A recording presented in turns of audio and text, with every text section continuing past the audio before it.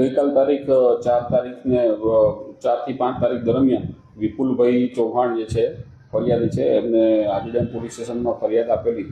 કે પોતે સિવિલ હોસ્પિટલમાં દાખલ હતા અને હોસ્પિટલમાં જ ફરિયાદ આપેલી કે ગઈ તારીખ 4/8/2025ના રોજ 5:01 વાગ્યાના સુમારે એ ભરત પટેલના કારખાને મજૂરી કામ કરે છે ત્યાં ગયેલા અને ત્યારબાદ તેની પર વોટ્સઅપ કોલ આવેલો કે બચાવી લેજો, નહીં તો બચીને રહેજે, નહીં તો તને મારી નાખે છે, એવો પ્રતિક ચંદ્રાણાનો ફોન એની પર આવેલો. અને એના અનુસંધાને એ પછી ચા પીવા ગયેલા અને પછી ચા પીતા હતા એ દરમિયાન એક બલેરો પિકઅપ ગાડી જીજો નંબર 03NF711 વાળી ગાડીમાં પ્રતિક ચંદ્રાણા તથા એના માણસો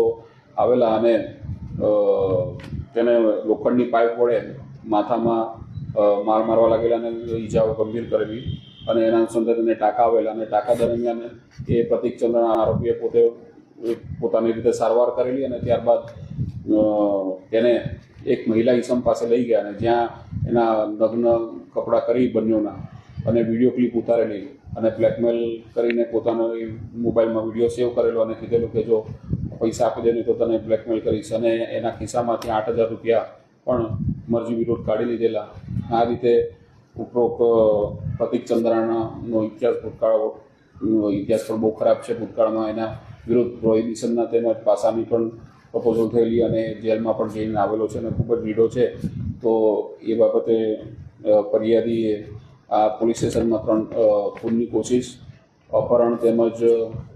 બળજબરી કરાયેલીઓ વગેરે બાબતનો ગુનો દાખલ કરેલ છે અને આગળની તપાસ આજીડેમ પીઆઈ કરી રહ્યા છે.